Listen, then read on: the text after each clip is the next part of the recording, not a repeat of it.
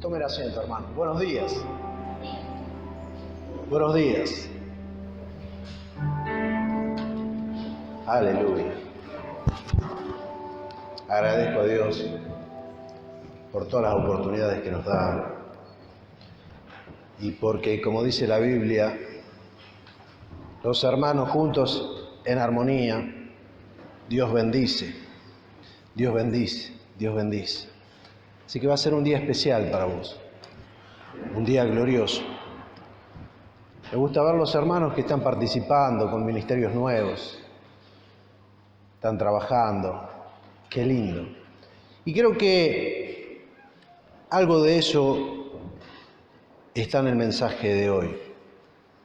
Yo quiero que abras tu Biblia en el Evangelio según San Lucas. Estoy tan lleno de celulares. Ahora después le voy a contar porque estoy utilizando un celular para buscar los textos de la Biblia. Decir, este no tiene Biblia, y en realidad se nos perdió una Biblia en casa.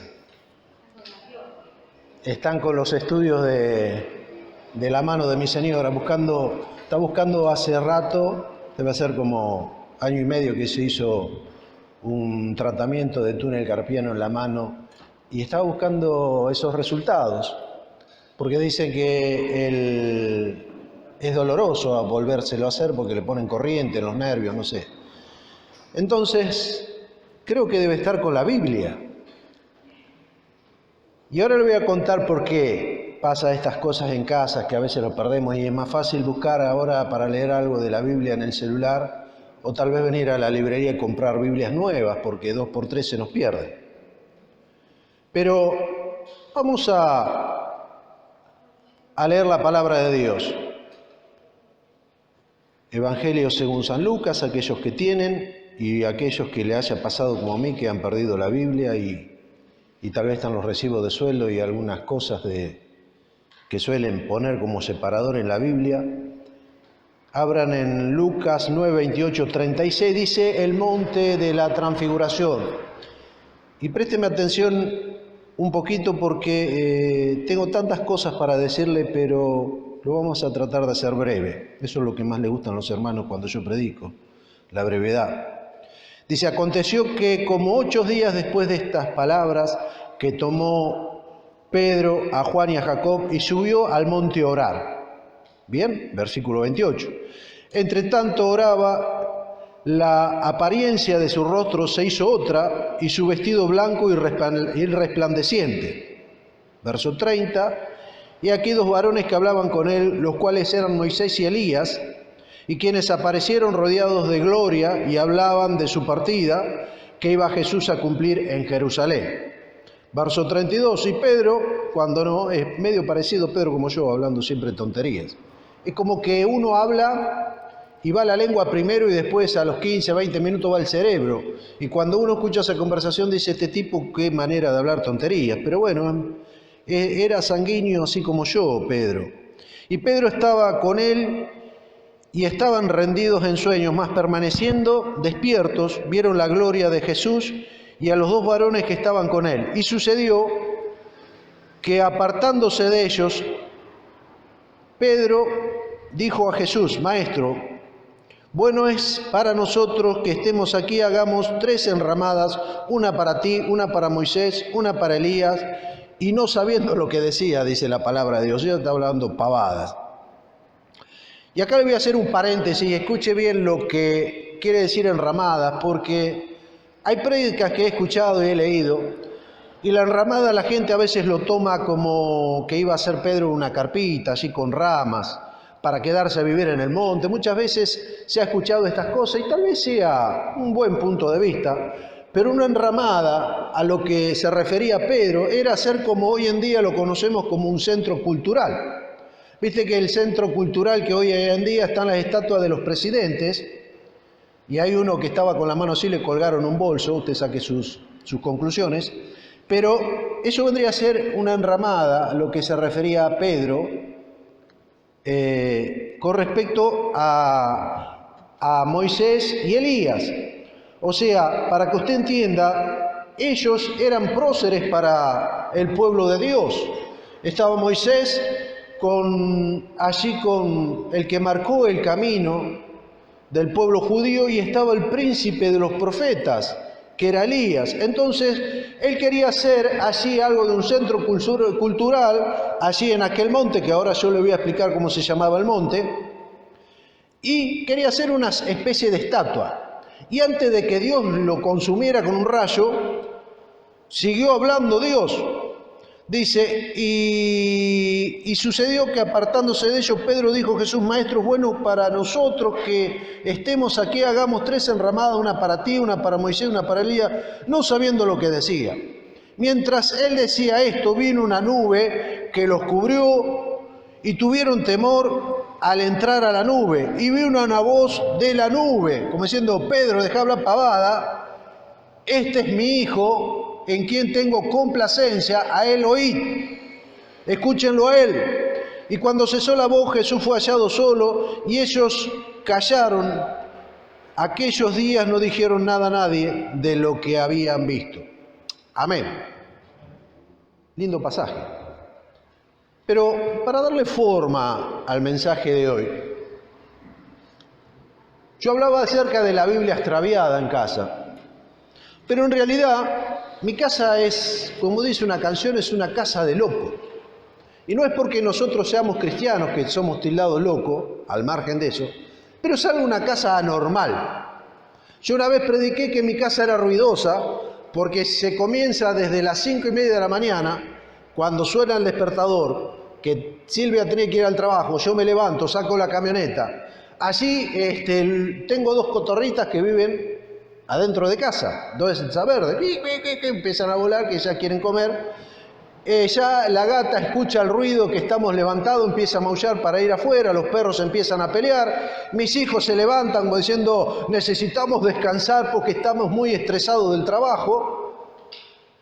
Las puertas comienzan a golpearse, mi hijo se levanta como diciendo: deben estar robando, y comienza a chocarse. No sé por qué los jóvenes se llevan por delante las sillas y las mesas y se golpean los dedos, y están horas ahí que bajan todos los santos del cielo, que se golpean los dedos. Y así comienza el día de mi casa. Pero, aparte de ser ruidosa, es una casa donde el orden no reina, porque al margen de que nos esforzamos de tener todas las cosas prolijo, vemos que hay otras casas, como por ejemplo usted va, o en casos míos, yo he sido invitado con mi familia a participar de alguna cena, algún almuerzo a otra casa, y uno ve que en esa casa, cuando entra, está todo organizadito. Pero sin embargo, en mi casa, usted cuando entra, aquellos que pudieron ir a mi casa, se van a encontrar que se llevan por delante compresores, juegos de llaves, prensas, aquellos que, bueno, está relacionado con el trabajo mío.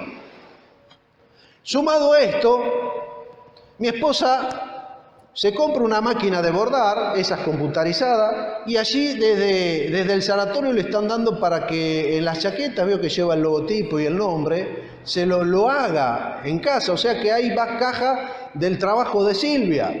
Sumado a esto, no tan solo está el trabajo de ella, sino que también está que ella fabrica mates y set materos, y hay algunas hermanas que se los compran. Y está lleno de cajas con termos, con mates, con bombillas, con telas, con tachas, y uno va caminando y haciendo malabares en esas cosas.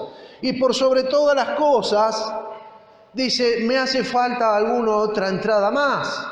Entonces hizo una compra grande de cubrecamas, de sábanas y cosas, y que por más pintura buena que le pongamos a la pared y cambiemos los pisos todos los años y pongamos las molduras, no se aprecia nada en mi casa porque está todo lleno de cosas que faltaría organizar. Entre esas cosas, usted comprenderá que debe estar la Biblia y los estudios de mi señora de la mano. Entonces, no es una casa normal. Es la casa que Dios nos dio, es nuestro refugio, y así son las cosas. Nos gusta, amamos nuestro lugar y tratamos constantemente de tener las cosas organizadas, pero vemos otros hogares normales Entonces uno entra y, por ejemplo, uno ve la cocina y tienen organizado, escúcheme bien, tienen organizado a través de organizadores, por ejemplo, una lata que dice yerba, otra azúcar, otra sal, otra pimienta, todo organizadito ahí. En cambio, usted abre la alacena mía y va a encontrar cosas metidas, cuerina, por ahí algún taladro, cosas mías, porque yo las herramientas personales mías no sé dónde ponerlas y las guardamos ahí. Entonces es como que uno abre y se le viene todo encima a veces. Pero es nuestro hogar. Y no lo hablo en son de crítica, sino que cuando yo siempre predico pongo ejemplos de lo que puedo llegar a ser testimonio. Y tener autoridad en lo que digo. Entonces, como le decía, uno va, por ejemplo, va a visitar a la pastora y Susana tiene todo organizadito allí, con las latitas en sus cosos, va, abre un cajoncito y tiene las servilletas separadas, planchadas, las cosas guardaditas. Y uno dice, pucha, no podríamos ser nosotros así. Sin embargo, usted abre las cosas nuestras y saltan los manteles con los tenedores, las cosas enredadas ahí. Pero bueno, el hombre siempre intentó organizar la vida con esas cosas, con rótulos, con una caja. No hace mucho fuimos a almorzar a una casa y bueno, ya cuando uno almuerza, se toma el café, ya vienen las fotos, ¿vio?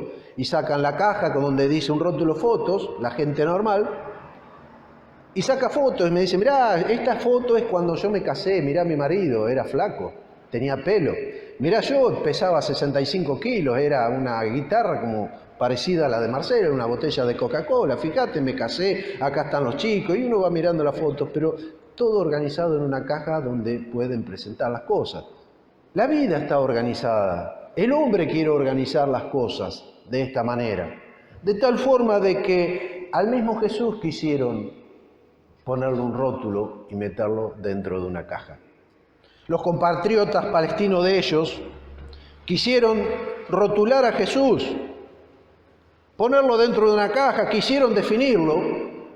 Entonces, cuando Jesús andaba predicando, decían, este es un joven revolucionario. Si fuera en Argentina sería el Che Guevara. Pero nos damos cuenta de que Jesús decía que debían pagar los impuestos.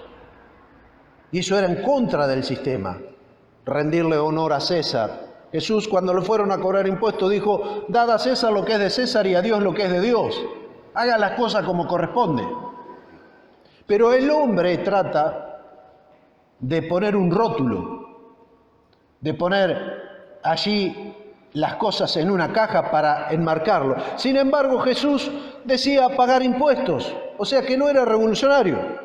Otros lo querían desmerecer, le decían es el hijo del carpintero, ¿qué puede salir de ahí? Vive en Jerusalén, nació en Belén, está viviendo en Jerusalén, ¿qué puede ser? Es el hijo del carpintero. Pero sin embargo, cuando él hablaba y predicaba, tenía los mejores mensajes que ni los hombres preparados del Sanedrín podían predicar o decir las cosas que él decía, porque la sabiduría que contenían esos mensajes eran terribles. O sea que tampoco lo podían llamar el hijo del carpintero. Fueron allí los mismos a decirle, che, a ver, mostranos cómo se hacen los milagros. Y él decía, yo no le voy a mostrar nada, porque esto no es de estar encuadrado en una cosa. Ni siquiera los discípulos pudieron ponerlo en una estructura, en una caja, en un rótulo diciendo es sanador, porque Jesús le cambiaba la estrategia constantemente. Cuando se le acercó un ciego, dice que escupió, hizo barro y le puso en los ojos. Sin embargo, cuando vino el militar que le dijo, Señor, manda tu palabra para que mi hijo sea sano, él lo autorizó, o sea que no encajaba en una caja con un rótulo, sino que tenía allí como un multiuniverso de facetas, de caras. Si yo te pregunto a vos, ¿qué pensás de Dios? ¿Cómo lo conociste a Dios? Y yo a Dios lo conozco como, bueno, yo te voy a contar, me vas a decir. Yo vengo a la iglesia porque descubrí a un Dios amigo. Yo estaba solo, vivía en depresión y sin embargo, Él fue mi amigo, mi compañero. Para mí Dios es el Dios amigo. Entonces los pones dentro de una caja con un rótulo, Dios amigo, y quedan Dios amigo. Para otros es el Dios de la sanación. Y yo vine a la iglesia porque, mirá, me iban a cortar una pata, y sin embargo Dios hizo un milagro y no me cortaron el pie. Dios hizo un milagro. Para mí Dios es el Dios de la sanidad. ¿Me entendés cómo el hombre en todo tiempo trata de encajonar, de ponerle un rótulo a todo lo que él conoce? Si te pregunto, vas a decir, yo conocí a Dios porque Dios me perdonó, porque Dios hizo esto, porque hizo lo otro. Entonces le vamos poniendo rótulos. Y Dios nunca quiso rótulos, sino que cuando alguien quiso conocer a Dios, Dios lo desafió y le dijo, yo no soy lo que vos pensás, sino que yo soy mucho más porque yo soy un Dios eterno. ¿Se acuerdan ese pasaje que estaba el profeta Elías allí en un monte? Y ahora le voy a contar con respecto a los montes, para aquellos que les gusta un poquito la teología, lo que quiere decir estas cosas. Dice que el profeta estaba allí en un monte resguardado en una cueva porque lo iban a matar, y sin embargo, cuando viene un estruendo, un terremoto, dijo, acá está Dios. ¿Se acuerda este pasaje? Acá está Dios. Sale afuera a buscar a Dios y Dios no estaba en ese ruido. De repente un fuego del cielo y allí un torbellino. Acá dijo Dios, porque conocía al Dios de poder, al Dios de batalla conocía. Pero también salió y no lo estaba Dios en esas cosas. Pero de repente dice que como una brisa, como un silbo apacible le acarició, lo envolvió, le dio paz, le dio tranquilidad. Y aquí el Espíritu Santo de Dios estaba sobre el profeta, diciendo, acá estoy yo, ¿qué haces en la cueva? Salí automáticamente de ahí porque yo no te llamé para que hagas todas estas tonterías. ¿Me entiende? Por eso el Dios que cuando los judíos quisieron interpretarlo, Dios se presentaba como el Dios de Abraham, el Dios de Isaac, el Dios de Jacob, el Dios de Moisés. Para cada una de esas personas Dios era distinto. Para cada una de esas personas Dios trabajaba distinto, como trabaja hoy en forma personal de tu vida. Como Dios se manifiesta. Por eso el hombre trata de ponerlo en una caja con un rótulo. Pero dice que estaban los discípulos y se asombraban porque él no tenía forma de ser. Porque era el mayor de los sacerdotes y sin embargo él predicaba en la calle. Él era judío y ¿sabe lo que hacía la sociedad de aquel entonces? La sociedad era machista y solamente los hombres estaban autorizados a ser llamados, a ser representantes de Dios en sus hogares. Sin embargo, Jesús reclutaba mujeres. Estaba en contra del sistema. Jesús, siendo judío, se juntaba con pecadores y prostitutas de la calle, gente normal, gente necesitada, gente que la palabra le iba llegando y decían, esto es lo que yo necesito, corazones que me busquen.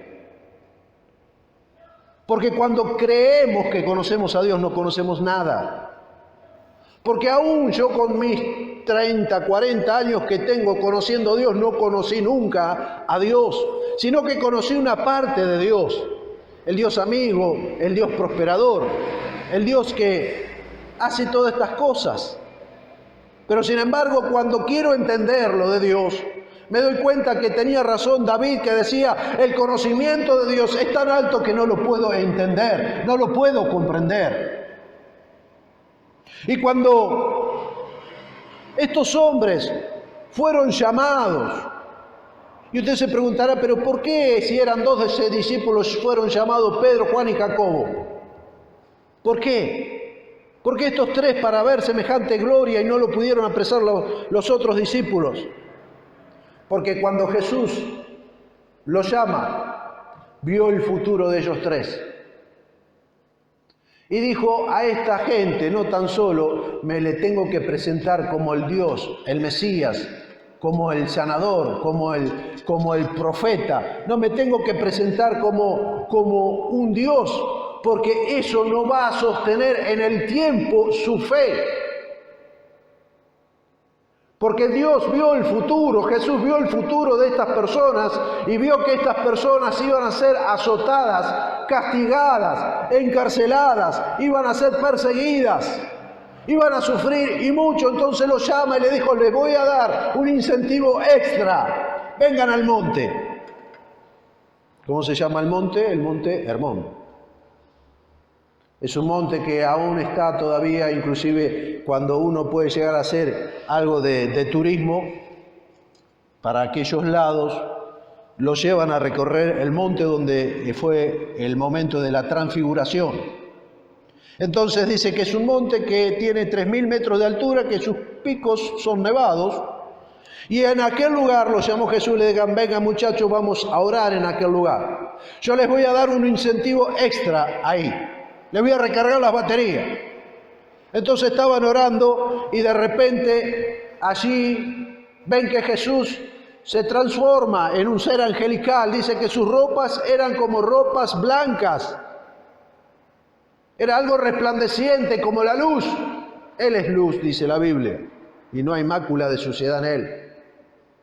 Y no tan solo vieron a Jesús allí transfigurado, siendo un ángel, como algo glorificado, sino que estaba ¿quién? Moisés y Elías, hablando del futuro de Jesús, diciendo: Jesús, prepárate porque te queda poco, hablando de los negocios de Dios. Y no tan solo esto, sino que descendió una nube y una voz potente dijo: oigan a mi Hijo, en cual tengo complacencia. O sea que estos hombres, cuando quisieron entender cómo las leyes judías o judaicas hablan de que había un solo Dios, Él se presenta como un ser trino, como Padre, Hijo y Espíritu Santo, rompiendo los esquemas de la religión. Entonces, estos hombres ven la gloria misma de Dios, porque sabía Dios lo que iba a pasar. Tome nota, siempre las cosas gloriosas de Dios fueron en los montes.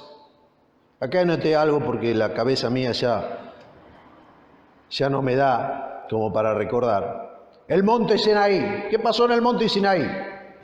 El monte Sinaí dice que estaba la zarza que ardía y que no se apagaba, y allí Moisés comienza el ministerio. El monte Horeb. ¿Qué pasó en el monte Horeb? Elías asciende al cielo en aquel monte. En el monte Moriab. ¿Qué pasó en el monte Moriab? Allí Abraham lo lleva a Isaac, su hijo, para ser sacrificado. El monte Hermón es la transfiguración. Pero hay algo de todos los montes que se lleva el título, donde allí es el acto más sublime de Dios, y es en el monte Calvario, donde Él redime a la humanidad a través de Jesucristo. En el monte Calvario había una cruz, ¿se acuerda? Oh, yo siempre amaré esa cruz, y en sus triunfos mi gloria será. Pero un día, en vez de una cruz, dice el himno, mi corona Jesús me dará. Por eso, cuando nosotros entendemos que Dios es Dios, nos damos cuenta que no entendemos nada. Cuando interpretamos a Dios a través de lo que hemos conocido, lo que hemos estudiado, nos damos cuenta de que no sabemos nada. Porque Dios es un Dios no estructurado, es un Dios que no está en una caja ni lleva un rótulo, sino que hasta el mismo nombre de Él, el Yo Soy, implica todo, del todo. Y por eso llama a estas tres personas, para tratar de afianzar su fe,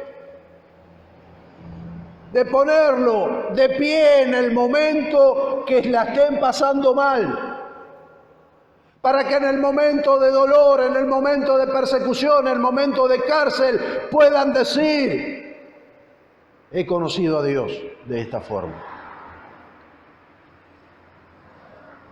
Pasó unos días y los discípulos, aquellos, porque dicen que tanto Pedro, Juan y Jacob no dijeron nada.